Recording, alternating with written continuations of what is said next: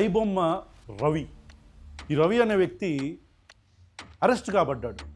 ఐబొమ్మ కావచ్చు, బప్పమ్మ అనే ఒక వెబ్సైట్ కావచ్చు, వీటిని రన్ చేస్తున్న వ్యక్తి రవి. మీ అందరికీ తెలిసిన విషయమే. దీని గురించి మాట్లాడే ముందు ఇక్కడ సోషల్ మీడియా మొత్తం రవిని సపోర్ట్ చేస్తూ, ఒక వర్గం అంతా కూడా రవిని సపోర్ట్ చేస్తూ, అంటే ఒక వర్గం అంటే ఎవరా వర్గం? ఎస్పెషల్లీ ఐబొమ్మలో, బప్పన్ టీవీస్లో చూసిన వ్యక్తులు ఎవరైతే ఉన్నారో, అంటే ఐబొమ్మని బప్పంని యూజ్ చేసుకొని థియేటర్లో కాకుండా పైరేటెడ్ వర్షన్ ఆఫ్ మూవీస్ని చూసిన వాళ్ళు రవి అనే వ్యక్తిని సపోర్ట్ చేస్తున్నారు డైరెక్ట్గానే. ఏమని సపోర్ట్ చేస్తున్నారు? అతను పేద ప్రజల కోసమే కదా ఇది చేసింది.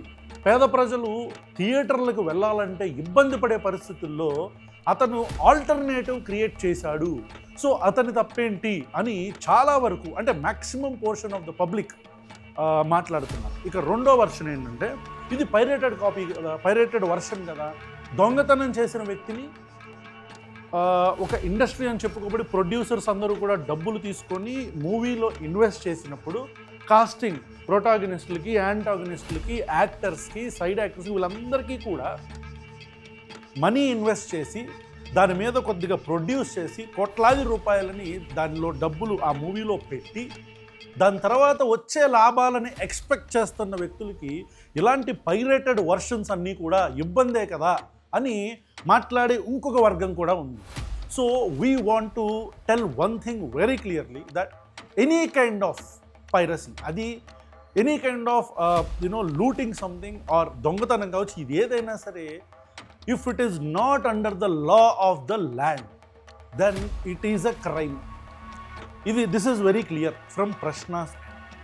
మరి ఈ వీడియో చేయడానికి కారణం ఏంటి? ఇక్కడ మీకు ఐబొమ్మ గురించి మాట్లాడే ముందు you have to seek some examples, you have to see some examples. ఏంటి ఆ ఎగ్జాంపుల్స్? ఇప్పుడు మీరు అన్నాలను తీసుకోండి, అంటే నక్సల్బరీ ఉద్యమం కావచ్చు, మావోయిజం కావచ్చు, నక్సలిజం కావచ్చు, పీపుల్స్ వార్ గ్రూప్ కావచ్చు, ఇట్లా రకరకాల ఉద్యమ సంస్థలు బయటికి వచ్చి ప్రజల కోసం పోరాడి, అసలు ఈ నక్సలిజం, మావోయిజం, ఐబొమ్మకి ఏంటి సంబంధం అనేది మీకు తెలియాలంటే ఫస్ట్ ఆఫ్ ఆల్ అండర్స్టాండ్, ఒక సిస్టంలో ఎప్పుడైనా అబ్యూజ్ జరిగినప్పుడు, ఒక సిస్టమ్ ఎప్పుడైనా అబ్యూజ్కి గురైనప్పుడు, సిస్టమ్ అబ్యూజ్కి గురవటం అంటే ఏంటి? Let us say democratic country like India, భారతదేశంలో పేద ప్రజలు ఎక్కువగా ఉన్న దేశం మన భారతదేశం. అంటే దాదాపు 80% నుంచి 90% వరకు మధ్యతరగతి, దిగువ మధ్యతరగతి, పేద వర్గానికి సంబంధించిన ప్రజలే ఎక్కువ. Just elite and rich are above middle class people only 5 to 10% మాత్రమే ఉన్న దేశం మనది. అట్లాంటి దేశంలో విద్య, వైద్యం, ఆరోగ్యం చాలా ముఖ్యం. ఇప్పుడు ఒక వ్యక్తికి హార్ట్ స్ట్రోక్ వచ్చింది, మనం ఎంతమంది గవర్నమెంట్ హాస్పిటల్కి వెళ్తున్నాం? గవర్నమెంట్ హాస్పిటల్ అంటే ప్రభుత్వానికి సంబంధించిన హాస్పిటల్, ప్రభుత్వం అంటే ప్రజలు. మనం ఎన్నుకుంటున్న ప్రభుత్వాలు గవర్నమెంట్లో ఉండి హాస్పిటల్స్ని బాగు చేయనప్పుడు మనందరం కూడా ప్రైవేట్ హాస్పిటల్కి వెళ్తున్నాం. వెళ్ళటమేనా? లక్షలాది రూపాయలు అప్పనంగా ధారపోస్తుంది. ఇది ఫెయిల్యూర్ ఎవరిది? ప్రభుత్వానిది. అంటే system has failed to provide medical treatment to common people in India. Medical treatment ఒకటేనా? హెల్త్ ఒకటేనా? ఎడ్యుకేషన్? ఈరోజు PP1, PP2 అంటే ప్రీ ప్రైమరీ పిల్లలు కూడా వేలల్లో, లక్షల్లో మనం కడుతున్నాము ప్రైవేట్ స్కూల్స్లో. అంటే గవర్నమెంట్ స్కూల్స్కి మనం ఎందుకు వెళ్ళలేకపోతున్నాము? ఎందుకంటే అక్కడ విద్య బాగోదనో, లేకపోతే ఎమ్యూనిటీస్ బాగోను, ఫెసిలిటీస్ బాగోవనో, అంబియన్స్ బాగోదనో మనం మన పిల్లల్ని అసలు బాగోకపోవటానికి కారణం ఏంటి? ప్రభుత్వ స్కూల్స్ కదా. అంటే మనం ఎన్నుకున్న ప్రభుత్వాలు కదా, వాళ్ళు కదా బాగు చేయాల్సింది. ప్రైవేటు సంస్థలకి కట్టబెట్టకుండా స్కూల్ని, కాలేజీలని ప్రైవేట్ పరం చేయకుండా గవర్నమెంట్ స్కూల్స్ని వీళ్ళు డెవలప్ చేయాలి కదా. మరి డెవలప్ చేయనప్పుడు ఎవరి బాధ్యత? అది ప్రభుత్వం. So system has failed again in education. So health కావచ్చు, ఎడ్యుకేషన్ కావచ్చు, బేసిక్ నెసెసిటీస్ భారతదేశంలో ప్రొవైడ్ చేయడానికి ఈ ప్రభుత్వాలు ఫెయిల్ అయింది. అప్పుడు ఏం జరుగుతుంది? కాపీస్ తయారవుతాయి, లేకపోతే లంచాలు ఎక్కువైపోతాయి. ఇప్పుడు నక్సల్బరీ ఉద్యమం రావడానికి నక్సల్బరీ అప్రైజింగ్ రావడానికి అణచివేత. సిస్టంలో ఎప్పుడైనా when the system is being abused you will face a rebellion. System ఎప్పుడైనా వివక్షకి గురైనప్పుడు, కులం పరంగా కావచ్చు, మతం పరంగా కావచ్చు, మైనారిటీలనే కావచ్చు, ఎవరినైనా సరే, అంటే బలహీనుణ్ణి అణచివేస్తున్నప్పుడు you will see a rebellion. అలాంటి ఒక రెబలియన్నే ఈ ఐబొమ్మ. మీరు కోట్లాది రూపాయలు వెచ్చించి హీరోలకని, లేకపోతే హీరోయిన్స్ కానీ, లేకపోతే యాక్టర్స్కి సంబంధించిన బడ్జెట్, మూవీకి సంబంధించిన బడ్జెట్ కానీ కోట్లాది రూపాయలు పెంచుకుంటూ పోయి, అంటే movie is celebrated as a festival in India. మన భారతదేశంలో సినిమా ఈజ్ అ సెలబ్రేషన్. ఒక పెద్ద హీరో మూవీ వస్తుందంటే మనందరం కూడా ఎదురు చూస్తాం, ఎప్పుడెప్పుడు చూడాలా పెద్ద థియేటర్లో అని చెప్పని. మీరు వెస్ట్రన్ కంట్రీస్కి, వేరే కంట్రీస్కి వెళ్తే ఇలా చూడరు. ఏషియన్ కంట్రీస్లోనే ఎక్కువగా ఇలాంటివి ఉన్నట్టు చాలా కంట్రీస్ ఉండొచ్చు, కాకపోతే ఇండియాలో ఎస్పెషల్లీ వీ సెలబ్రేట్ మూవీస్. కాబట్టి దీన్ని ఎంటర్టైన్మెంట్ యాంగిల్లో కాకుండా బిజినెస్ కింద మార్చుకున్నప్పుడు, ఇది బిజినెస్సే కరెక్ట్, కానీ ప్రతి ఒక్క మనిషి ఇండియాలో, ప్రతి ఒక్కడు సామాన్యుడు సినిమాని చూద్దాం అనుకుంటాడు. ఎందుకంటే సినిమాని సెలబ్రేట్ చేసుకుంటాం మనం. ఇప్పుడు మనం చెప్తున్న మెగాస్టార్లు, దగాస్టార్లు వీళ్ళందరూ కూడా ఇలా ఎదిగిన వాళ్ళే కదా, ఇలా పైకొచ్చిన వాళ్ళే కదా. ఇలా పైకొచ్చినప్పుడు ప్రజలకి, ఒక వ్యక్తి ఒక కుటుంబంతో ఒక మల్టీప్లెక్స్ థియేటర్కి వెళ్ళాలి అంటే వాడు టికెట్లే, ఒక్కొక్కడు 500 రూపాయలు టికెట్లు, 600 రూపాయలు ఫస్ట్ డే టికెట్లు, ఫస్ట్ 1 వీక్ టికెట్లు 500, 600 పెడుతుంటే మినిమం మిడిల్ క్లాస్ ఫ్యామిలీ 4 కలిసి థియేటర్కి వెళ్ళాలంటే 2000 రూపాయలు టికెట్లకే అవుతాయి. పాప్కార్న్ 3 నుంచి 500 రూపాయలు ఛార్జ్ చేస్తాడు, ఒక డ్రింక్ 3 నుంచి 500 రూపాయలు ఛార్జ్ చేస్తాడు.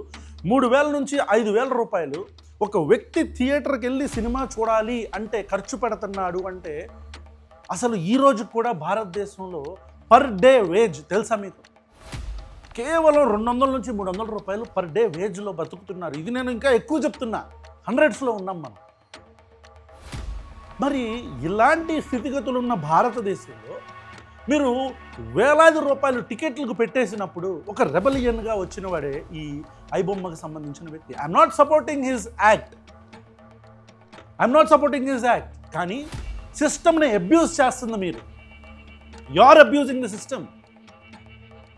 మీ మీద ఇష్టం ఉంది కాబట్టి, మీ మీద పిచ్చభిమానం ఉంది కాబట్టి, ఇళ్లల్లో తల్లుల దగ్గర నుంచి రింగులు తాకట్టు పెట్టి ప్రీమియర్ షోలకి సంధ్యా థియేటర్లో, ఆ థియేటర్లో, ఈ థియేటర్లో బ్యానర్లు కట్టడానికి డబ్బులు లేకపోయినా సరే ఇళ్లల్లో ఆడపిల్లల దగ్గర, తల్లుల దగ్గర, చెల్లుల దగ్గర చైన్లు తాకట్టు పెట్టి మరి బయటకు వచ్చి బ్యానర్లు కడతారు. కాబట్టి ఆ పిచ్చభిమానం ఉంది కాబట్టి, పిచ్చనాగుడుకులు కాబట్టి వాళ్ళ పిచ్చని మీరు ఉపయోగించుకుంటున్నారు. You are using their admiration to you. వాళ్ళకి మీ మీద ఉన్న భక్తిని, వాళ్ళకి మీ మీద ఉన్న పిచ్చిని మీరు వాడుకుంటున్నారు. ఈరోజు శుద్ధపూస మాటలు మాట్లాడే ప్రతి ఒక్కడు కూడా ఐబొమ్మలోనో, మూవీ రూల్స్లోనో, లేకపోతే బప్పం టీవీలోనో చూసినాడే. వీళ్ళందరూ ఈరోజు ఆ చిరంజీవి వీళ్ళందరూ వెళ్ళి సజ్జనార్ గారి పక్కన నుంచొని సౌదీలో చనిపోయిన బస్ యాక్సిడెంట్ దగ్గర తలదించుకొని సంతాపం తెలియజేస్తున్నారు. మంచిదే, వెరీ గుడ్. మరి మొన్న సిద్దిపేట దగ్గర జరిగిన యాక్సిడెంట్ జరిగినప్పుడు మీరు అందరూ తల్ల ఎక్కడ పెట్టుకున్నారు? దించుకున్నారా, ఎత్తుకున్నారా? కర్నూలు దగ్గర జరిగిన బస్ యాక్సిడెంట్లో మనుషులు చచ్చిపోయినప్పుడు, తిరుపతిలో మనుషులు చచ్చిపోయినప్పుడు, ఇక్కడ మనుషులు చచ్చిపోయినప్పుడు, మన కాశీబుగ్గలో చచ్చిపోయినప్పుడు, సింహాచలంలో చచ్చిపోయినప్పుడు భక్తులు, హిందువులు, మరి మీరు అందరూ ఎక్కడికి వెళ్ళిపోయారు? అప్పుడు వీళ్ళందరికీ గుర్తు రాలేదు అప్పుడు మానవత్వం? ఏ డ్రామాలు వద్దు, నో డ్రామాస్ ప్లీజ్. మీరందరూ కూడా ఏదో శుద్ధపోసల్లాగా, అరే కోట్లాది రూపాయలు కరప్షన్ చేసిన వాళ్ళు దేశాలు వదిలి పారిపోతుంటే వాళ్ళను పట్టుకోకుండా ఉంటే మీరు ఎవరి గురించి మాట్లాడరు. ఈరోజు వాడిని పట్టుకున్నందుకు మీరు వెళ్తారా? రైట్, తప్పులేదు. అతన్ని అరెస్ట్ చేయడం అనేది మీ దృష్టిలో కావచ్చు, చట్టపరంగా కరెక్టే కావచ్చు. It's not your achievement, it's your failure. We are not supporting iBomma Ravi. We are questioning your hypocrisy. ఈరోజు ఐబొమ్మ రవిని అరెస్ట్ చేస్తే ఇంకొకటి వస్తాడు. ఎంతమందిని అరెస్ట్ చేస్తారు? Before doing something, before trying to portray your self as some Mahatma, మిమ్మల్ని మీరు మహాత్మా గాంధీ లాగా ప్రొజెక్ట్ చేసుకునే ముందు దెబ్బలో దెబ్బ మళ్ళీ ఆ గేమ్ చేంజర్ గురించి మాట్లాడితే గేమ్ చేంజర్ కూడా వాడి వల్ల దెబ్బ తగిలింది వాయబ్బో. లేకపోతే ఇప్పుడు ఆ రవి గారు గేమ్ చేంజర్ మూవీ ఒకవేళ పైరసీ చేయకపోతే 1000 కోట్లు వచ్చాయి ఆ సినిమాకి. 1000 కోట్లే 2000. అరే నాకు అనిపించింది, అరే రవిగా ఎంత పని చేసావురా నువ్వు పైరసీ చేయటం వల్ల 2000 రూపాయలు 2000 కోట్లు 3000 కోట్లు ఇండస్ట్రీని హిట్ కొట్టాల్సిన మూవీ గేమ్ చేంజర్ని అధోగతి పాలు చేసావు కదరా రవి అని చెప్పి నేనే కొట్టేవాడిని అండి బయటకు వచ్చిండే చిరంజీవి గారు.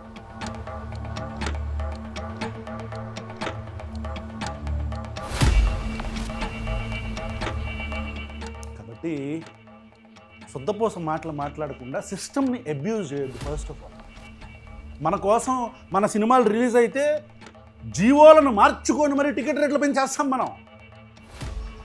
ఏ ప్రభుత్వాలను వ్యతిరేకిస్తాం ఆ ప్రభుత్వాలు ఇచ్చిన జీవోలను కంటిన్యూ చేస్తాం. ఒకవేళ ఆ జీవో మనకు అనుకూలంగా లేకపోతే కొత్త జీవో తెచ్చుకుని దానికి పెంచుకుంటాం రేట్లు. సిగ్గుమాలిన బతుకులు. Thank you so much.